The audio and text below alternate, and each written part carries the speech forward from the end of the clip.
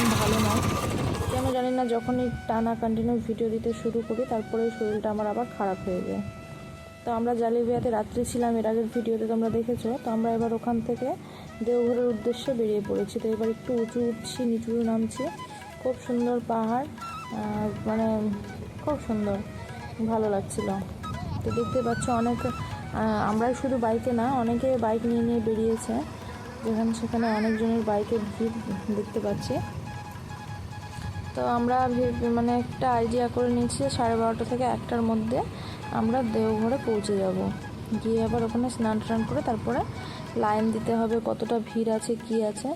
তো আমরা এখানে মোটামুটি সকাল 7:30টার মধ্যে বেরিয়ে পড়েছিলাম। তো বাচ্চাদেরকে মানে শানকে আমি ছাতু খাইয়ে দিয়েছিলাম, আর আমরা কিছু খাইনি। ভাবছি আজকে লবণটা খাবো না, জল টল ঢালার পরে তারপরে মানে খাওয়া দাওয়া করব। তো ওরও বলছে আমার কেন যেন এত ঘুম পাচ্ছে। গাড়িতে তো জার্নি প্রচুর করে, প্রচুর ভালোবাসে, কিন্তু এবার যেহেতু মানে অনেকটাই হচ্ছে, তো ও বলছে মা আমার ঘুম পাচ্ছে শুধু। আমি বলছি ভালো কথা, ঘুমাও। ও একটু গাড়িতে টায়ার্ড হয়ে যাচ্ছে, তো তারপরেও ফ্রি থাকছে। আর দেখতেই পাচ্ছ ও একরকম বসছে না, বিভিন্ন রকম বসছে। ও যেহেতু গাড়িতে যাওয়া আসা করে অভ্যাস প্রচুর, তো ওর কোনো বসতে অসুবিধা নেই। কখনো এদিক ঘুরে, কখনো ওপাশ ঘুরে, কখনো এদিকে মুখ, কখনো ওদিকে মুখ। তো আমরা কিছুটা যেতে যেতে ভাবলাম মোটামুটি 1-2 কিলোমিটার একদম লম্বা রাস্তা আছে, একদম রোডের পাশ দিয়ে, যেটা হেঁটে হেঁটে যাওয়া যায়। তো এক জায়গাতে আমরা মানে সবাই গাড়িটা আর কি দাঁড় করালাম। দাঁড় করিয়ে ভাবলাম যে কেননা আমরাও একটু হেঁটে হেঁটে যাবো। তো বাবাদের সঙ্গে গাড়িতেই ভাবছি দিয়ে দিয়ে, আর আমরা এবার একটু হেঁটে হেঁটে যাবো। চলো দেখি। রাস্তায় মাঝখানে একটু দাঁড়িয়েছিলাম গাড়ির হাওয়াটা চেক করার জন্য, তারপরে সামনে গিয়ে শুরু হবে এই রাস্তাটা। ওখানে ভাবছি নেমে গিয়ে একটু হাঁটবো। তো শানকে ভাবছি যে ওকে নিয়ে যাব না, কারণ উনি হাঁটতে চাইবে না, কোলে টোলে উঠতে চাইবে। তো তোমাদের ভিডিওগুলো কেমন লাগছে অবশ্যই জানিও কমেন্ট করে। আর আমি ভাবছি এই ভিডিওগুলোর একটা হিন্দি ভার্সানও একটা করার চেষ্টা করব। তো কি বলো, তোমাদের যদি ইচ্ছা হয় যে হিন্দিতে মানে আমি ভয়েস ওভার দিয়ে একটা ভিডিও আপলোড করব, তাহলে অবশ্যই তোমরা কমেন্ট করে জানিও।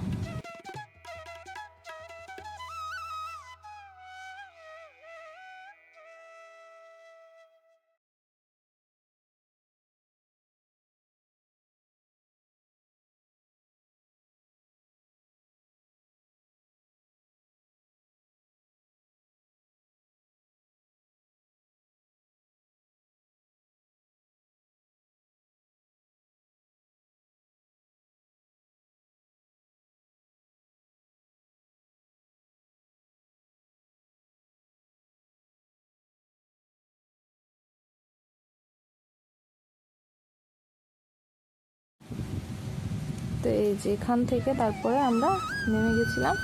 তো শানও বলছিল মা আমিও হাঁটবো, তো ও হাঁটছিল সঙ্গে। তো খুব মজা লাগছিল, মানে গাড়ি থেকে হেঁটে যাওয়ার অভিজ্ঞতাটা খুবই সুন্দর। যতটুকুটা টাইম আমরা হেঁটেছি খুব খুব খুব ভালো লাগলো আমার হাঁটতে। আর প্রত্যেককে হেঁটে হেঁটে যাচ্ছে, বয়স হয়ে গেছে অনেক, তারপরেও মানে বলে না যে ঠাকুরের ডাক আসলে যেমনি করে হয়ে পৌঁছেই যাবে, ঠিক ওই রকমই।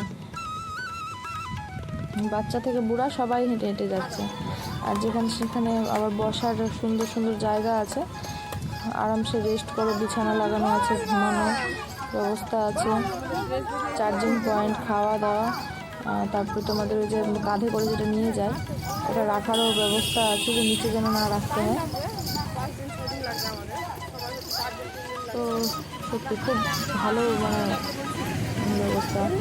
আমার হাজব্যান্ড বলছিল ওর আগে তো প্রতি বছরই আসতো, তো ও বলছিল যে এই রাস্তাগুলো, এই জায়গাগুলো এখন এতটা উন্নত করেছে যে কিছু বলার নেই, খুব সুন্দর করেছে। আগে তো প্রচুর মানে দোকানপাটও কম হতো, মানুষের আরাম করার জায়গাটাও কম, মানে সুন্দরভাবে গোছানো থাকতো না, খুব অসুবিধাতে মানুষ হেঁটে যাতায়াত করতো। আর এখন দিন যত যাচ্ছে তত মানুষের সুবিধার জন্য মানে বিছানা টিছানা সব লাগিয়ে দিচ্ছে একবারে। তো আমরা হাঁটছিলাম, একটু গল্প করছিলাম, আর সঙ্গে বাচ্চাগুলোও হাঁটছিল। তো আমরা ফাঁকা ফাঁকায় হাঁটছিলাম, একটু বসছিলাম, তো একটু আবার বসে পড়বো।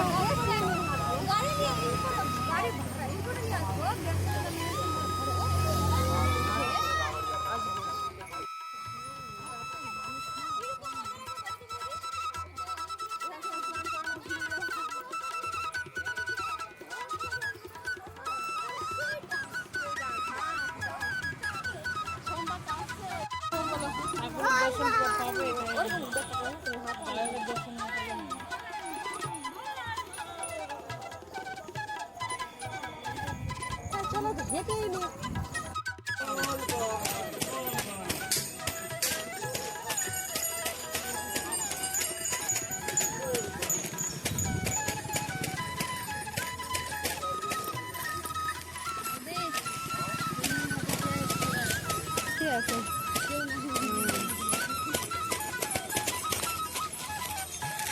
গান দিয়ে ভিডিওগুলো ছাড়লে ভালো লাগে। গান টান দিয়ে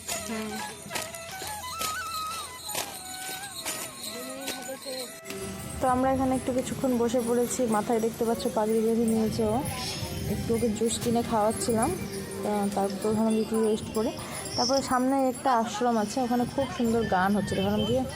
ওখানে গিয়ে কিছুক্ষণ বসবো, একটু গান আরতি শুনবো। দেখতেই পাচ্ছ এখানে শতরঞ্জি বিছানো আছে, ম্যাটগুলো। সবাই ঘুমিয়ে পড়েছে, রেস্ট করছে, যে যার মতো। রাত্রে অনেকক্ষণ টানা হেঁটেছে, তারা ঘুমিয়ে পড়েছে। তো এখানে খুব সুন্দর আরতি হচ্ছিল। আমরা এরকম পুরো রাস্তা একটু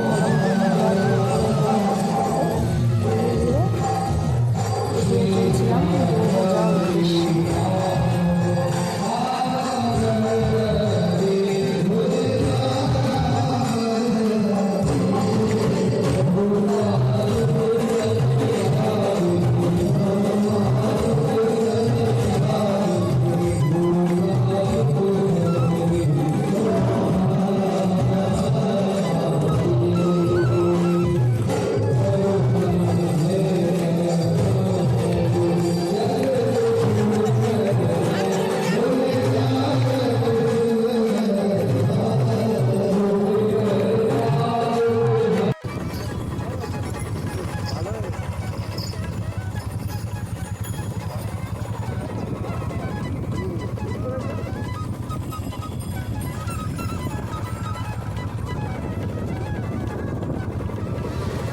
সত্যি কথা বলতে খুব ভালো লাগছিল। তারপরে আমরা গাড়িতে উঠে গেছিলাম,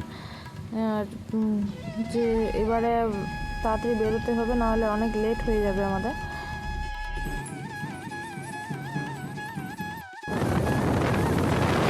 রৌদ্রটা প্রচুর ছিল, কিন্তু ওয়েদারটা ভালো। হঠাৎ করে বৃষ্টি চলে আসছে, হঠাৎ করে দিন ভালো করে দিচ্ছে। প্রচুর গরম ছিল, আর তাপটা ছিল। আর যে 2-3টে পেরিয়ে যাচ্ছে, তারপরে তাপটা সেরকম আর না। তো আমরা পৌঁছে গেছি দেওঘর, এখন দেখতেই পাচ্ছ একদম কাছাকাছি। তো আমরা আমাদের এখানে যে একজন আছে, ওনার সঙ্গে আমরা কন্ট্যাক্ট করে নিয়েছিলাম। তো উনি আমাদের বলে দিয়েছিলেন ডাইরেক্ট কোথায় এসে দাঁড়াতে হবে আর কোনটা দিয়ে ও একবারে আমাদের ওই ঘাটটার কাছে নিয়ে আসবে। তোমরা দেখো কন্টিনিউ ভিডিওটা, খুব সুন্দর লাগবে।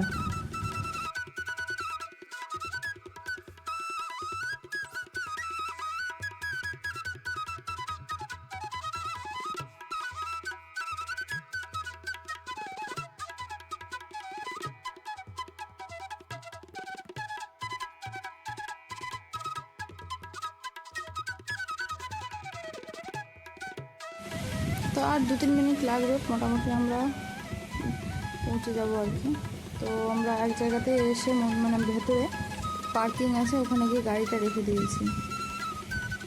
গাড়িটা রেখে দিয়ে তারপরে আমরা স্নান করার জন্য বেরিয়ে যাব। তো ওখানে ঘাটটার কাছে চলে এসেছি। ঘাটের কাছে আমরা সব লাগেজপত্র রেখে দিয়ে সব লকারে ভরে দিয়েছিলাম, আর তারপরে স্নান করে পুজো করে নিচ্ছিলাম। পুজো করে তারপরে চলে যাব জল ঢালতে মন্দিরে। তো প্রথমে ভেবেছিলাম যে প্রচুর ভিড় হবে, বাইরে থেকে জল ধরবো, কিন্তু হয়তো ভোলে বাবার ইচ্ছা যে আমরা যেন ভিতরে গিয়ে দর্শন করে জলটা দিই, আর তার জন্যই আমরা লাইনে লেগে গেছিলাম। তো মোটামুটি 1 ঘন্টার মধ্যেই আমাদের জল দেওয়া কমপ্লিট হয়েছিল। আর পেছনে বাবুকে দেখছো, ও কত খুশি আছে, মানে সেই খুশি, লাফালাফি দৌড়াদৌড়ি। তো আমরা আর কিছুক্ষণ চলে গেলেই বাবার মাথায় জলটা দিতে পারবো। তো খুব একটা ভিড় নাই, দেখতেই পাচ্ছ পাশের লাইনগুলো ফাঁকা, আবার কোথাও কোথাও সব দৌড়ে দৌড়ে আসছে যারা মানে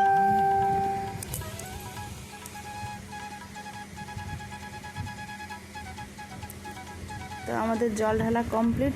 সেখানে প্রচুর ভিড় ছিল, তাই ভিডিও করা আর হয়নি। তো বাইরে চলে এসেছি জল ঢেলে দিয়ে। সব মন্দিরগুলোতে দর্শন করে নিয়েছি, শিব মন্দির, পার্বতী মন্দির, ধাগা বাঁধা ঝুলছিল, তো আমরা একটু দাঁড়িয়ে দেখছিলাম। আর তারপরে আমরা চলে যাব খাওয়া দাওয়া করতে, প্রসাদ নিয়ে নেব, প্রসাদ নিয়ে খাওয়া দাওয়া করে আবার আমরা একটু এখান থেকে বেরিয়ে পড়বো। আমরা এবার বেরিয়ে পড়বো, বেরিয়ে চলে যাবো খাওয়ার খেতে। তো একদম মন্দিরের গেটের বাইরে নদীর ঘাটের কাছে খাওয়ারের একটা রেস্টুরেন্ট ছিল, তো ওখানে নিরামিষ খাওয়া পাওয়া যাচ্ছিলো। তো ওটাই খেয়ে দিয়ে আমরা এখন বেরিয়ে পড়বো। তো ভিডিওটা কেমন লাগলো অবশ্যই কমেন্ট করে জানিও। আজ এই পর্যন্তই।